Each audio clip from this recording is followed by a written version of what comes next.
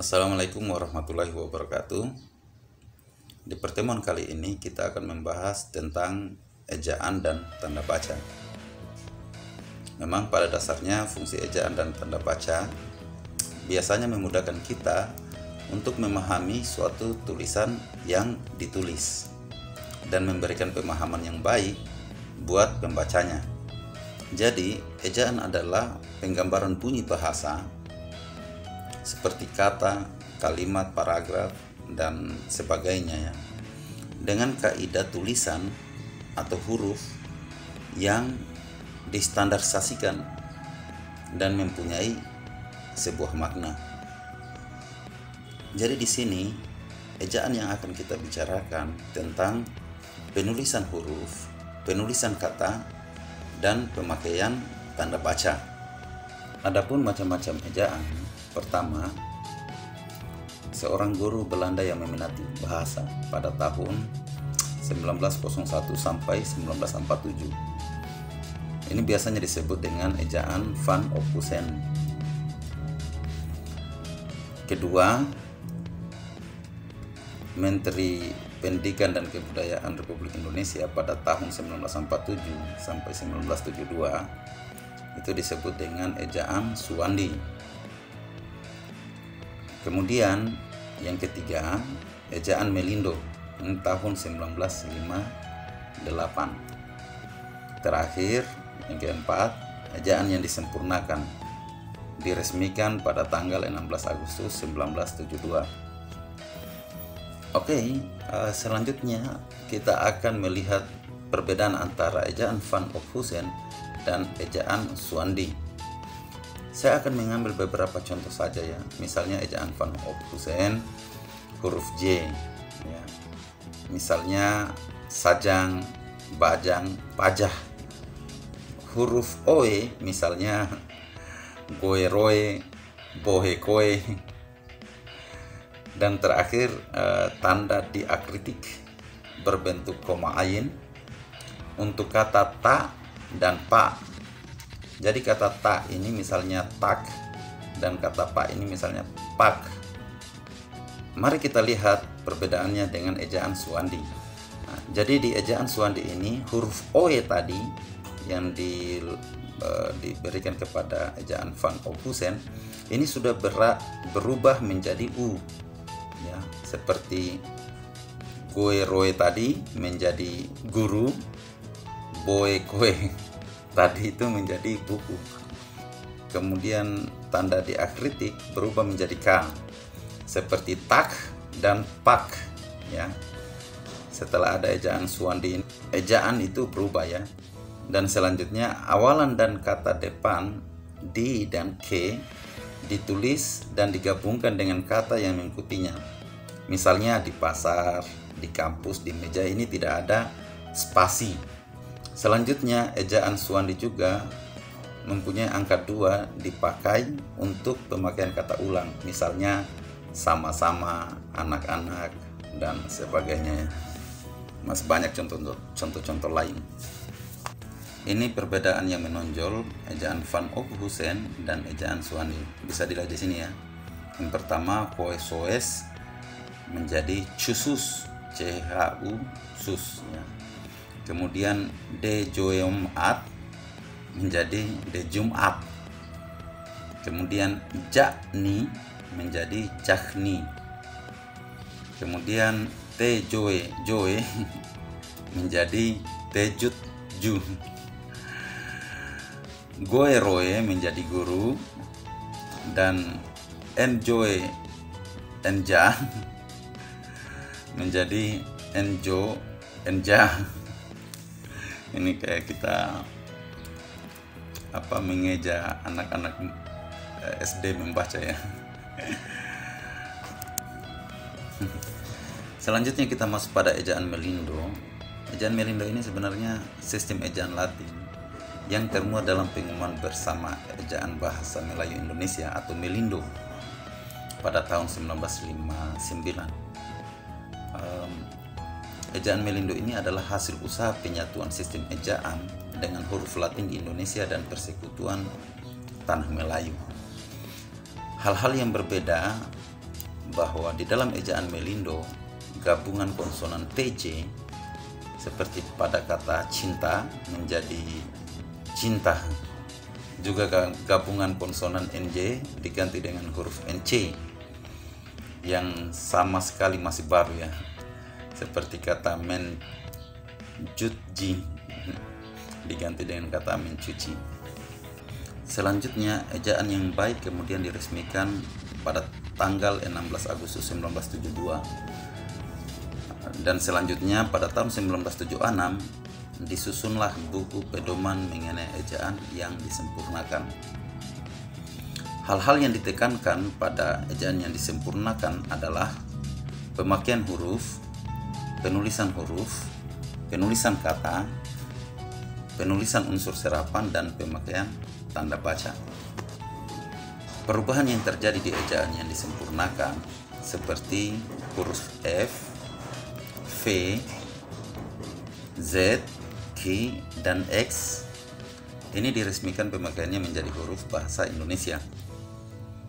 Selanjutnya yang kedua, angka 2 untuk kata ulang dihapuskan dan penulisannya harus ditulis berulang diikuti dengan tanda hubung.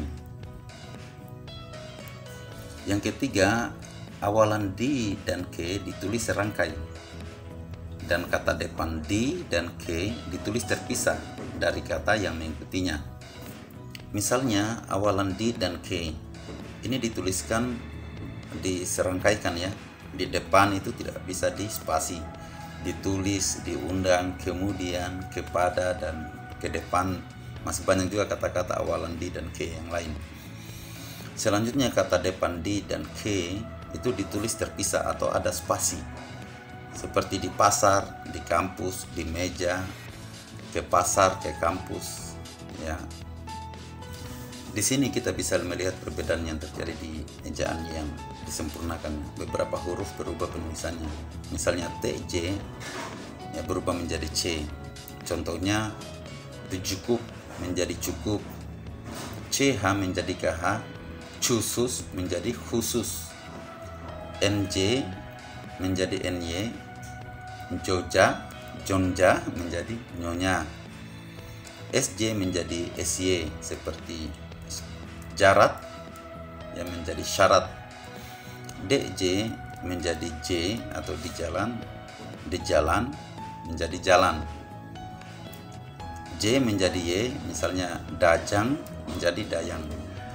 Sebenarnya walaupun tulisannya ini masih menggunakan ejaan lama, tapi bacanya itu sebenarnya sama ya, seperti cukup ini menjadi cukup, khusus ini menjadi khusus, jonja ini menjadi nyonya, jarat ini menjadi syarat, di jalan ini menjadi jalan, dan dajang ini menjadi dayang.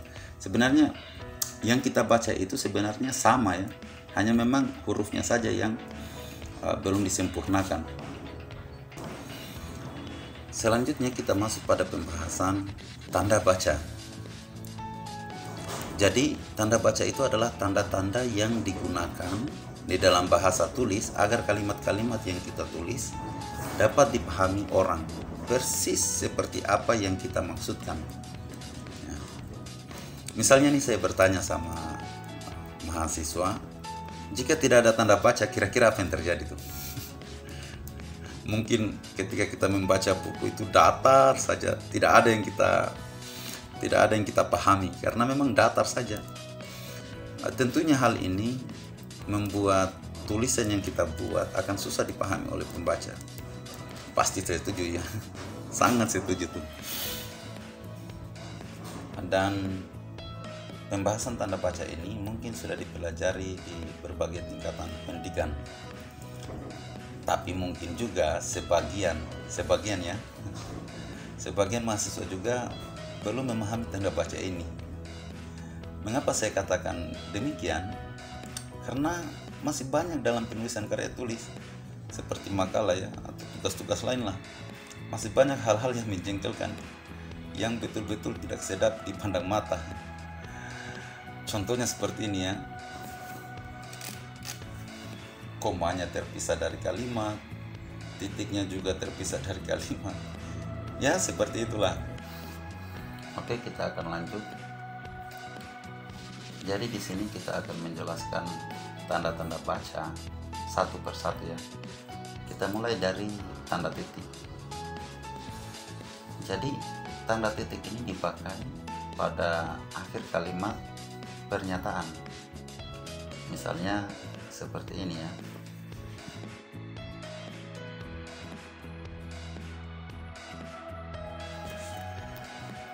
Yang kedua, tanda titik ini dipakai di belakang angka atau huruf dalam suatu pagan dan sebuah daftar seperti ini ya.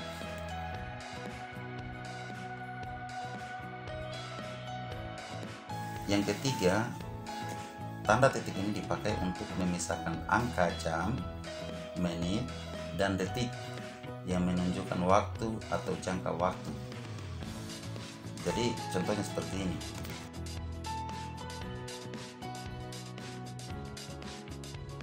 Yang keempat, tanda titik dipakai dalam daftar pustaka di antara nama penulis, tahun, judul tulisan yang tidak berakhir dengan tanda tanya atau tanda seru, dan tempat penerbitannya. Contohnya seperti ini.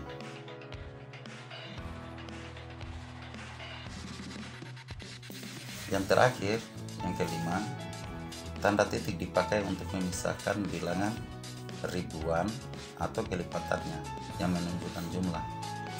Contohnya seperti ini ya.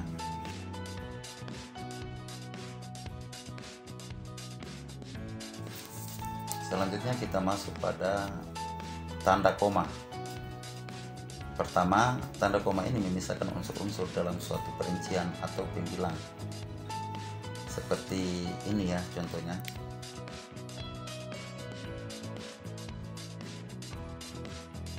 Kedua, tanda koma dipakai sebelum kata penghubung seperti tetapi, melainkan, dan sedangkan dalam kalimat majemuk.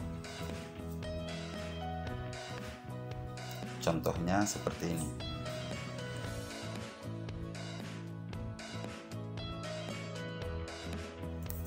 Yang ketiga, tanda koma dipakai untuk memisahkan anak kalimat yang mendahului induk kalimatnya. Seperti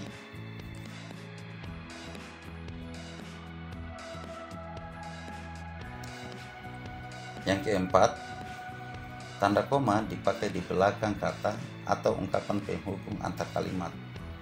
Seperti oleh karena itu, jadi, demikian, sehubungan dengan itu, dan meskipun demikian.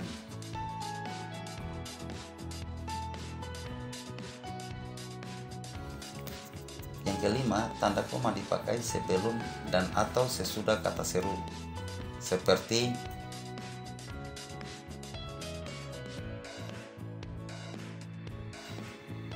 yang keenam, tanda koma dipakai untuk memisahkan petikan langsung dan bagian lain dalam kalimat. Seperti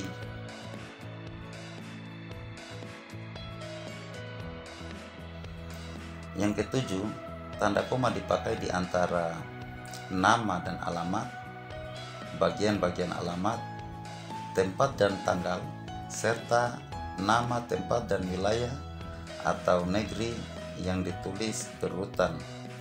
Seperti ini ya.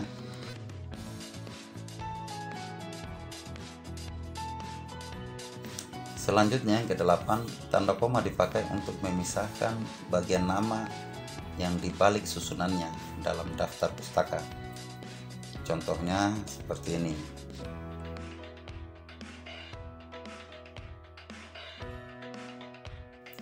Selanjutnya yang kesembilan, tanda koma dipakai di antara bagian-bagian dalam catatan kaki atau catatan akhir. Contohnya seperti ini.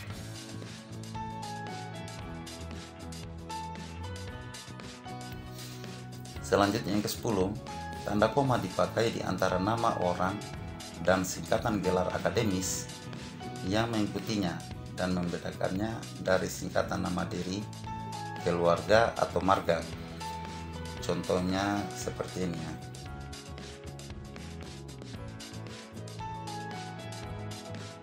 Yang ke-11, tanda koma dipakai sebelum angka desimal atau di antara rupiah dan sen yang dinyatakan dengan angka. Misalnya,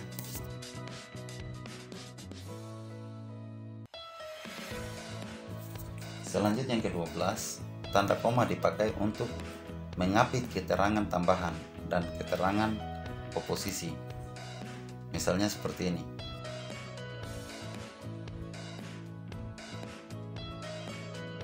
Selanjutnya terakhir, yang ke-13, tanda baca dapat dipakai di belakang keterangan yang terdapat pada awal kalimat untuk menghindari salah baca atau salah pengertian.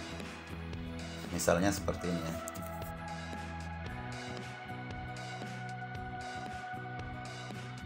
Selanjutnya kita masuk pada tanda tanya. Pertama, tanda tanya dipakai pada akhir kalimat tanya, seperti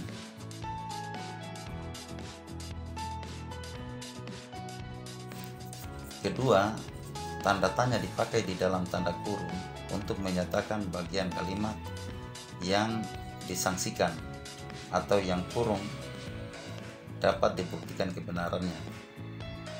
Misalnya seperti ini.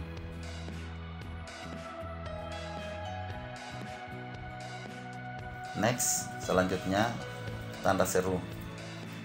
Tanda seru dipakai untuk mengakhiri ungkapan atau pernyataan yang berupa seruan atau perintah yang menggambarkan kesungguhan, ketidakpercayaan, atau emosi yang kuat. Contohnya seperti ini.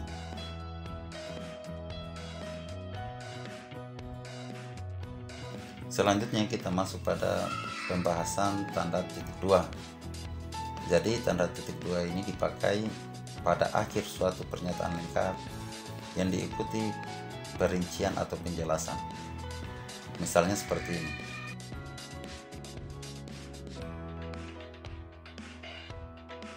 Selanjutnya yang kedua, tanda titik dua dipakai sesudah kata atau ungkapan yang memerlukan pemberian. Contohnya seperti ini ya.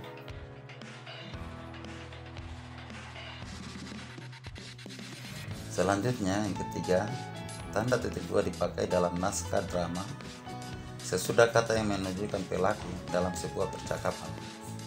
Misalnya seperti ini ya.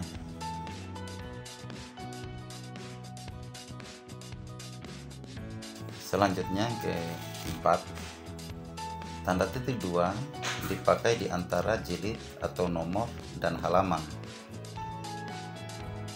surah dan ayat dalam suci Al-Quran, judul dan anak judul suatu karangan, serta nama kota dan penerbit dalam daftar pustaka. Seperti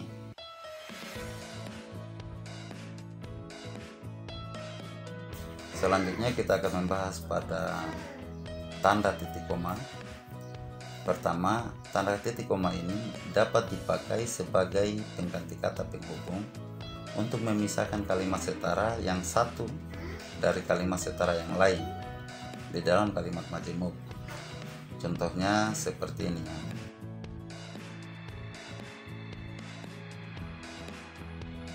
Yang kedua, tanda titik koma ini dipakai pada akhir pencarian yang berupa klausa. Misalnya,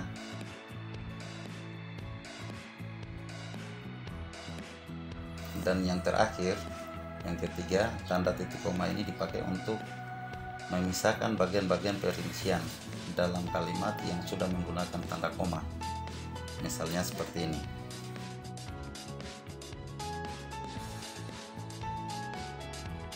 Oke, selanjutnya kita masuk pada pembahasan tanda hubung.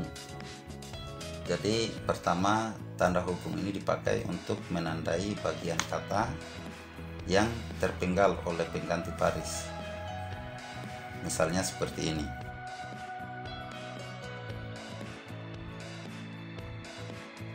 Selanjutnya, tanda hubung ini dipakai untuk menyambung unsur kata ulang, seperti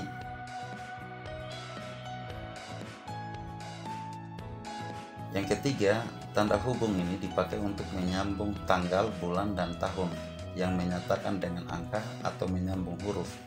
dalam kata yang dieja satu-satu. Misalnya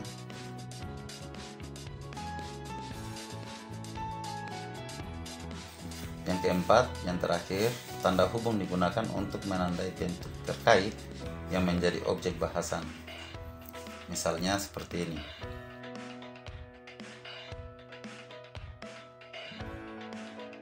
Selanjutnya kita masuk pada tanda baca elipsis. Jadi elipsis ini menggambarkan kalimat yang terputus-putus. Misalnya seperti ini.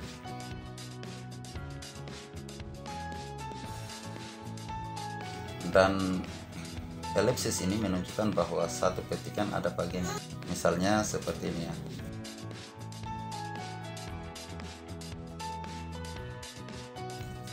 Saya kira cukup untuk pembahasan ejaan dan tanda baca. Bila ada pertanyaan, silakan komen pada video ini. Dan sebelum saya akhiri, untuk tugas minggu depan, silakan buat ringkasan cerita pengalaman masing-masing mahasiswa tentang menjalani kuliah online dengan ejaan dan tanda baca yang tepat. Minimal 2 lembar kertas HVS dan diketik. Jadi dikirim di WA saya pribadi saja ya. Demikian pertemuan kita. Saya ucapkan billahi fisabilillah fastabiqul khairat. Assalamualaikum warahmatullahi wabarakatuh.